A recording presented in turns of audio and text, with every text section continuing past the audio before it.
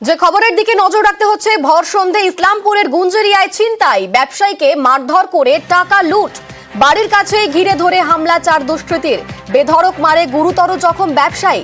রাতে ভুট্টা ক্ষেত থেকে রক্তাক্ত অবস্থায় উদ্ধার। ছিনতাইয়ের অভিযোগ দায়ের করে তদন্তে নেমেছে পুলিশ। ছিল বাড়িতে আমাকে 4টা আদমি ধরে মুখের বাড়িতে ঘুষায়, অনেক মার ধরে পয়সা ছিনতাই করেছে। কত টাকা ছিল? 2,40,000।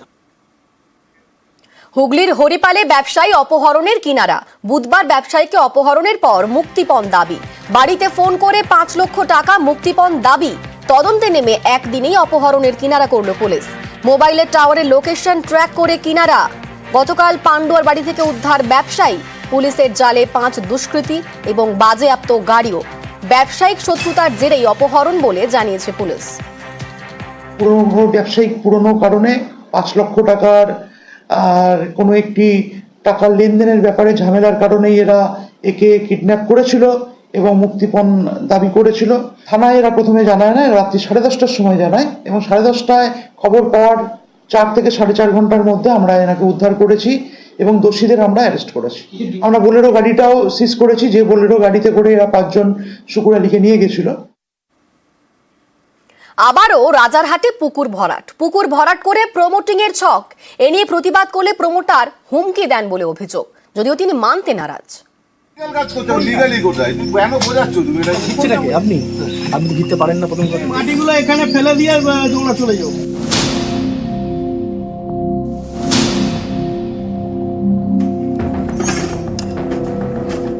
রাজারহাটের রেকজুয়ানির পর এবার কাজিয়ালপাড়া।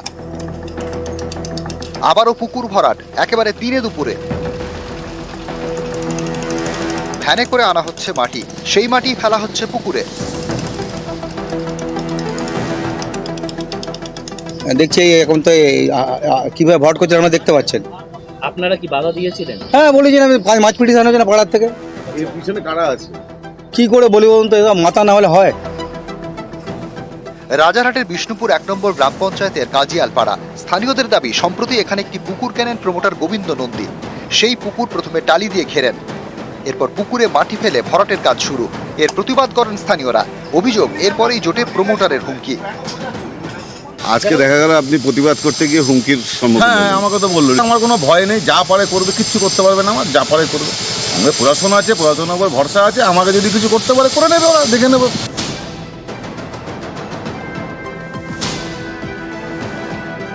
আপনি হুমকি দিলেন না? না না, আপনি কি এভাবে ভরাট করতে পারেন? আমি ভরাট করছি না, আপনাদের ভুল ধারণা ওটা। দেখা যাচ্ছে আমি পুকুর সংস্কার করছি। প্রধানের সঙ্গে কথা বলছেন? দাদা সরুন দাদা। প্রধানের সঙ্গে কথা হয়েছে? না না, এখানে কোনোভাবে জলাশয় ভরাট করা যাবে না, একদম নিশ্চিত আমাদের স্ট্যান্ড এটা। আর যদি ভরাট হয়েই থাকে তখন প্রয়োজনে আমরা যদি বন্ধ না করে প্রশাসনিক যে কোনো ব্যবস্থা, আমরা কোনো সমর্থন করা যাবে না। রাজারহাট থেকে অনুপ চক্রবর্তী, নিউজ 18 বাংলা। হলদিয়ায় সবুজ ধ্বংস, সরকারি জমি থেকে একের পর এক গাছ কেটে সাফ। এ নিয়ে পদক্ষেপের আশ্বাস দিয়েছে হলদিয়া পুরসভা।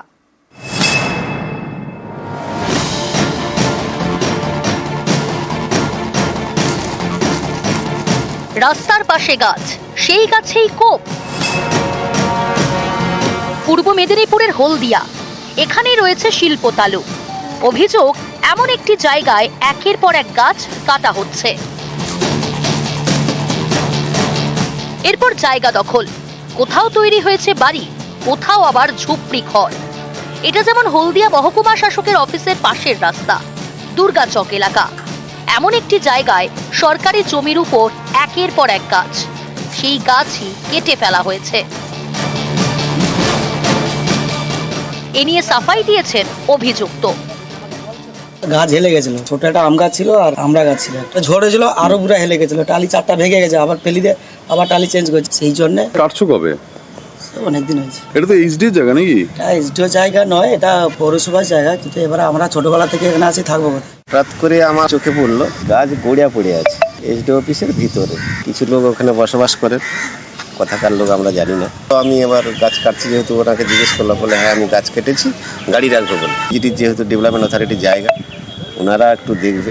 এইসব গজিয়ে যাচ্ছে, ওনাদের তো কোনো প্রিপারেশনই নেই। কিভাবে ওনারা পারমিশন পাইছে তাও তো আমরা জানি না। দখল তো, এগুলো তো দখলই। আমার চোখে পড়ছে বলে আমি প্রতিবাদ করছি। আর কেউ দেখছে না, কেউ দেখছে না। অলরেডি আমাদের একটা কমিটি বানানো হয়েছে এলজিএম নেতৃত্বে, যেখানে এলজিএম মিউনিসিপালিটি এবং পুলিশ প্রশাসন একসঙ্গে মুভ করে। আমরা যেখানে যেখানে এরকম এনফোর্সমেন্ট আছে আমরা মুভ করছি, অ্যাকশনও নিচ্ছি। আর যেগুলো আপনার বলছেন যেটা ধরা পড়ছে সেটা যথাযথ অ্যাকশন নেওয়া হয়েছে। অলরেডি এলজিএম তরফে এনকোয়ারি করা হয়েছে, আইনানুগ ব্যবস্থা গাইডলাইন নেওয়া হয়েছে। হলদিয়া থেকে সুজিত ভৌমিক, নিউজ 18 বাংলা। জলের পাইপ বসাতে খোঁড়া হয়েছিল রাস্তা, সে কাজ শেষ হয়েছে। পরে গ্যাসের পাইপলাইনও বসানো হয়, কিন্তু রাস্তা আর সারানো হয়নি। জায়গায় জায়গায় খানাখন্দে ভরা। আলিপুরদুয়ার পুর এলাকার রাস্তায় পদে পদে বিপদ।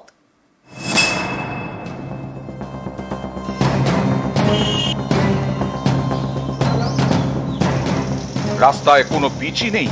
এ পথে যাতায়াত মানেই যন্ত্রণার এক শেষ। আলিপুরদুয়ার পুরসভা মোট 20টি ওয়ার্ড নিয়ে তৈরি।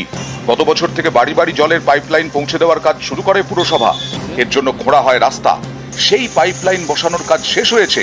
এরপর বসানো হয়েছে গ্যাসের পাইপলাইনও। অভিযোগ, এসব কাজ শেষ হয়ে গেলেও রাস্তা আর সারানো হয়নি। তাই রাস্তার জায়গায় জায়গায় গর্ত। বিপদ এড়াতে স্থানীয়রাই কোদাল দিয়ে তা বুঝিয়ে দেন। কোথাও আবার রাস্তার পাশে বসানো বাঁশ। এই বেহাল রাস্তা নিয়ে পুরো এলাকার বাসিন্দাদের মধ্যে বাড়ছে ক্ষোভ। পৌরসভার ফান্ডে টাকা নাই, শুনলাম কি আমরা আশা করতে পারি? আমরা ওই কাদাই হাঁটবো। আমরা পূর্বে যে কাদা হাঁটতাম না, এখন কাদাই হাঁটবো। ভয়ঙ্কর অবস্থা। বর্ষাটা কিভাবে মানুষ আমরা কাটাবো আমরা জানি না। টাকা নাই, টাকা নাই, টাকা নাই। তাদের ছাপারা আমরা হবো না। আমরা ট্যাক্স দিচ্ছি, আমরা কোনো পরিষেবা পাবো না। যতদিন এগুলো গাড়ি গুড়ি পাল্টি না খায় পড়বে, ততদিন এই গর্ত বন্ধ করবে না। এরকম করেই চলতে থাকবে। শহরে তো এরকম অবস্থা। আমার গোটা শহর দিয়ে চলাফেরা করছি, গোটা শহরে এরকম অবস্থা হয়ে আছে। যেদিক দিয়ে যাচ্ছি শুধু ভাঙ্গা আর ভাঙ্গা, আর গাড়ি গুড়ি পাল্টি হয়ে পড়ে যাচ্ছে। আর ওরা শুধু ড্রেন করতেছে, কিন্তু বন্ধ আর করতেছে না। ড্রেন করে চলে যাচ্ছে। গ্যাস কানেকশনের ব্যবস্থা নেই এবং বাড়ি বাড়ি জলের ব্যবস্থা আমরা করছি। তার জন্য যে রাস্তাগুলো কাটা হচ্ছে সেখানে একটু অবস্থা বর্ষার জন্য মনে হচ্ছে এই অবস্থা, কিন্তু এগুলো ঠিক করার জন্য আমাদের 8.5 কোটি টাকার অলরেডি টেন্ডার হয়ে আছে। আলিপুরদুয়ার থেকে রাজকুমার কর্মকার, নিউজ 18 বাংলা। 21 এপ্রিল জিন্দালদের পাওয়ার প্ল্যান্টের শিলান্যাস করবেন মুখ্যমন্ত্রী। শালবনীতে জিন্দালদের সিমেন্ট কারখানা তৈরির পরও বিপুল পরিমাণ জমি পড়ে রয়েছে। সেই জমিতেই 2টি 800 মেগাওয়াটের পাওয়ার প্ল্যান্ট তৈরির ঘোষণা করেছিলেন সজ্জন জিন্দাল। গত ফেব্রুয়ারি মাসে বিশ্ববঙ্গ বাণিজ্য সম্মেলনে মুখ্যমন্ত্রীর সামনেই এই ঘোষণা করেছিলেন তিনি। 21 এপ্রিল সেই পাওয়ার প্ল্যান্টের শিলান্যাস করবেন মুখ্যমন্ত্রী মমতা বন্দ্যোপাধ্যায়। আগামী 21 তারিখে বেলা 2টোয় আমরা শালবনীতে জিন্দালদের পাওয়ার প্ল্যান্ট আমরা উদ্বোধন করতে যাচ্ছি। তার কারণ হচ্ছে, আপনারা একটা জিনিস জানেন, যত দিন বাড়ছে মানুষের সংখ্যা বাড়ছে, অনেক মানুষ অন্য জায়গা থেকে এসেও এখানে বসবাস করছেন, তাদেরও পাওয়ার আমাদের যোগাতে হয়।